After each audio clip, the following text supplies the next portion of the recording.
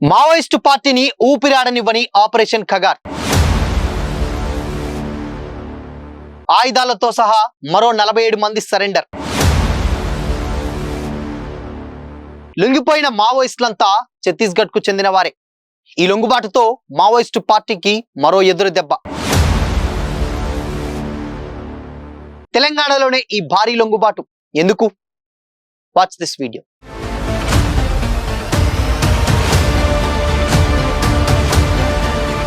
నమస్తే, welcome to Disha TV.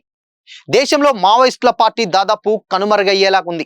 ఓవైపు రాష్ట్ర పోలీసుల నిరంతర నిఘా, కేంద్రం చేపట్టిన ఆపరేషన్ ఖగార్ వ్యూహాలు సత్ఫలితాలనిస్తున్నాయి. ఇందులో భాగంగా ఇవాళ ఏకంగా 47 మంది మావోయిస్టులు తెలంగాణ డీజీపీ శివధర్ రెడ్డి ఎదుట లొంగిపోయారు.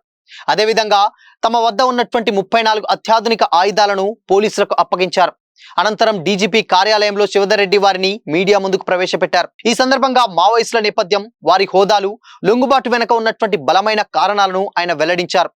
లొంగిపోయిన మావోయిస్టులంతా పొరుగు రాష్ట్రమైన ఛత్తీస్గఢ్ కు చెందిన వారే కావడం గమనార్హం. అక్కడ భద్రతా బలగాల ఒత్తిడి పెరగడం, తెలంగాణలో లొంగిపోయిన వారికి అందుతున్నటువంటి పునరావాస ప్యాకేజీల పట్ల నమ్మకం కలగడమే దీనికి ప్రధాన కారణమని తెలుస్తుంది. గత డిసెంబర్ నుంచి ఇప్పటి వరకు వందలాది మంది మావోయిస్టులు జనజీవన స్రవంతిలో కలిశారు.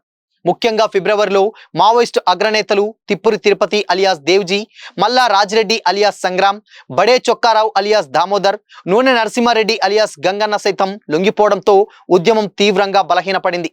తాజాగా మరో 47 మంది మావోయిస్టుల సరెండర్తో మావోయిస్టుల సంఖ్య దేశవ్యాప్తంగా భారీగా తగ్గుముఖం పట్టిందని భద్రతా బలగాలు చెబుతున్నాయి. ఈ లొంగుబాటు ఉద్యమానికి పెద్ద దెబ్బగా భావిస్తున్నారు. లొంగిపోయినటువంటి మావోయిస్టులు తమ వెంట తెచ్చుకున్నటువంటి 34 ఆయుధాలను పోలీసులకు అప్పగించారు.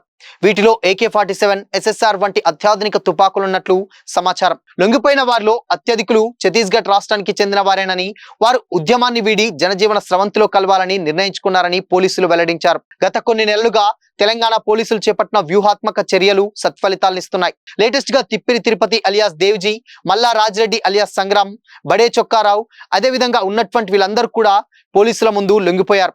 ఏప్రిల్ 2వ వారంలో మరో 30 మంది మావోయిస్టులు ప్రధాన స్రవంతిలోకి వచ్చారు. కేంద్ర ప్రభుత్వం అత్యంత ప్రతిష్టాత్మకంగా చేపట్టిన ఆపరేషన్ ఖగార్ ప్రభావంతో మావోయిస్టు కేడర్ కుప్పకూలుతోంది.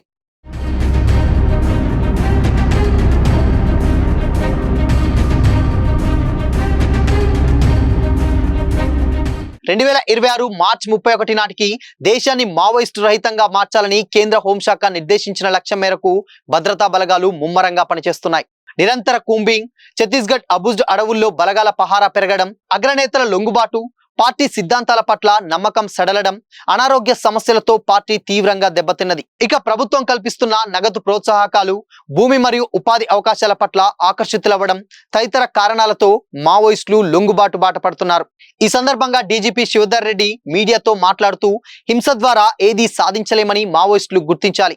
లొంగిపోయినటువంటి వారికి ప్రభుత్వం తరపున పూర్తి స్థాయిలో పునరావాసం కల్పిస్తాం. ఇంకా అడవుల్లో ఉన్నవారు తక్షణమే ఆయుధాలు వీడి జనజీవన స్రవంతిలో కలవాలి అని పిలుపునిచ్చారు. ఈ భారీ లొంగుబాటుతో తెలంగాణలో మావోయిస్టుల ఉనికి దాదాపుగా నామమాత్రంగానే మారింది. లేటెస్ట్ గా జార్ఖండ్ రాష్ట్రంలోని హజారీబాగ్ జిల్లాలో జరిగినటువంటి ఎన్కౌంటర్ లో 4 మావోయిస్టులు ప్రాణాలు కోల్పోయారు.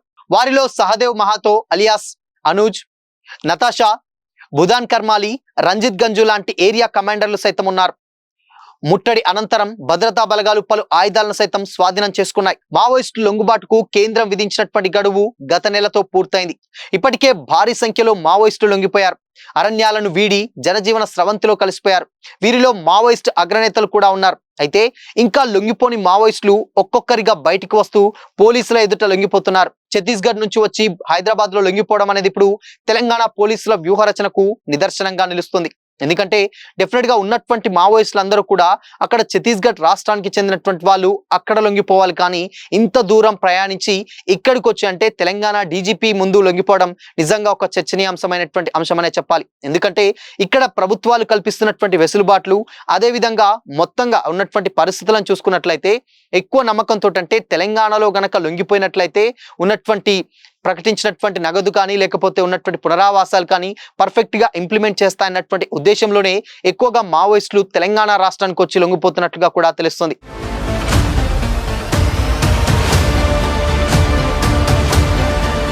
స్టిల్ ఇప్పటి వరకు కూడా ఆపరేషన్ ఖగార్ నేపథ్యంలో మార్చ్ 31 వరకు ఇచ్చినటువంటి డెడ్ లైన్ అనేది కంప్లీట్ గా ఇప్పుడు ఉన్నటువంటి పరిస్థితుల్లో కూడా దాటిపోయి ఆల్మోస్ట్ ఇంకొక నెల అవుతున్నటువంటి సందర్భంలో ఇక ఒక్కొక్కరుగా మావోయిస్టులందరూ కూడా జనజీవన స్రవంతిలో కలిసేటువంటి ప్రయత్నాలు అయితే చేస్తున్నారు. లేటెస్ట్ గా రూపీ అలియాస్ భాగ్య ఎన్కౌంటర్ జరిగినటువంటి తరుణంలోనే ఇక చేసేదేం లేక కంప్లీట్ గా మావోయిస్టులందరినీ కూడా ఏరి పారేయడమే కేంద్ర రాష్ట్ర ప్రభుత్వాల లక్ష్యం అనే రేంజ్ లో కూడా కొన్ని ఎన్కౌంటర్స్ అయితే జరిగాయి. అందులో భాగంగానే ఇప్పుడు వాళ్ళు చేసేది లేక పిలుపునిచ్చేది ఇచ్చారు. ఇక దాని తర్వాత మొత్తం ఎన్కౌంటర్స్ ల బాట పడుతున్నటువంటి తరుణంలోనే ఈ ఎన్కౌంటర్లు కూడా జరిగాయని కూడా చాలా మంది రాజకీయ విశ్లేషకులు అయితే కామెంట్ చేస్తున్నారు. అయితే ఈ టైంలోనే ఎప్పుడైతే ఉన్నటువంటి పరిస్థితులలో కూడా ఇప్పుడు పరిస్థితులన్నీ కూడా మారిపోయాయి. కంప్లీట్ గా ఇప్పుడు ఉన్నటువంటి పరిస్థితులలో జనరేషన్ చాలా డెవలప్ అయిపోయింది, టెక్నాలజీ కూడా పెరిగింది.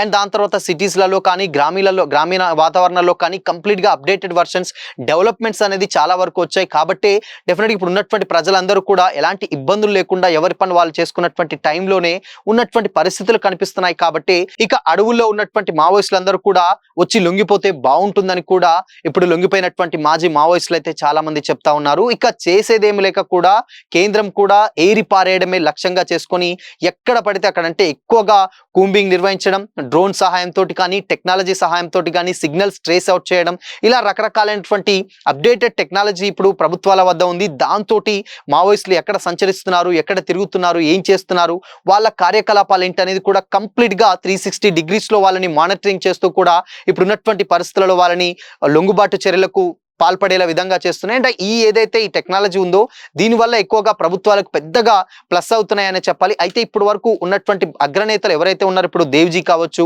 రాజిరెడ్డి కావచ్చు, ఇలాంటి మావోయిస్టులు కూడా పెద్ద సంఖ్యలో ఉన్నటువంటి పెద్ద క్యాడర్ లో ఉన్నటువంటి మావోయిస్టులు కూడా పెద్ద సంఖ్యలో లొంగిపోవడం చూసి కూడా ఉన్నటువంటి మావోయిస్టులు కూడా ఇక చేసేదేం లేక లొంగుబాట పడుతున్నారు. ఇప్పుడు ఈ రోజు జరిగినటువంటి ఈ లొంగుబాటు ఏదైతే ఉందో ఇది కంప్లీట్ గా మెగా సరెండర్ అని అయితే చెప్పొచ్చు. ఎందుకంటే దాదాపు ఒకరు కాదు, ఇద్దరు కాదు, 47 మంది, అది కూడా 34 ఆయుధాలతో లొంగిపోవడం అంటే అంత ఆషామాషి విషయం కాదు.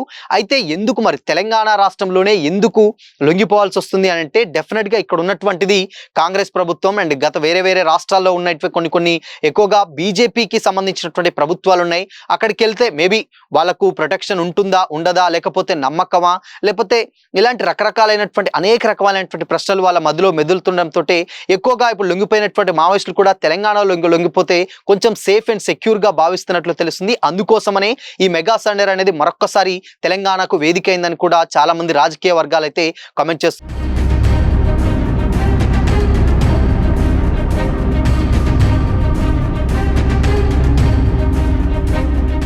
సో చూడాలి మరి ఇన్ కేసు ఉన్నటువంటి మావోయిస్టులు కూడా ఇక చేసేదేం లేదంటే పెద్ద సంఖ్యలో వరుసగా ఒక్కొక్కరుగా లొంగుబాటు చర్యలకు పాల్పడుతూనే ఉన్నారు. అందరూ కూడా ఆయుధాలతో సహా వచ్చి కూడా ఇప్పుడు లొంగుబాటు చర్యలకు దిగుతున్నారు. కాబట్టి ఇప్పుడున్నటువంటి చూసుకున్నట్లాంటి పరిస్థితులు చూసుకున్నట్లయితే కంప్లీట్ గా ఇక మావోయిస్ట్ పార్టీ ఒక ఆల్మోస్ట్ 80 to 90% వరకు ఉన్నటువంటి మావోయిస్టులు అందరూ కూడా లొంగిపోయారు. ఇక అడపాదడపా ఇంకెవరైనా మావోయిస్టులు ఉంటే మాత్రం కంప్లీట్ గా వాళ్ళు కూడా రండి, వచ్చి లొంగిపోయి ప్రభుత్వానికి సంబంధించి ఆర్థిక సహాయాలు కావచ్చు ఇవన్నీ తీసుకొని కూడా జనజీవన స్రవంతిలో కలిసి డెఫినెట్ గా ప్రజా పోరాటాలలో పాల్గొంటూ కూడా ఉన్నటువంటి లొంగిపోయినటువంటి మావోయిస్టులు అయితే చెప్తా ఉన్నారు. ఇప్పుడు ఉన్నటువంటి పరిస్థితులలో అడవులలో పోరాటం చేసేది ఇక లేదు.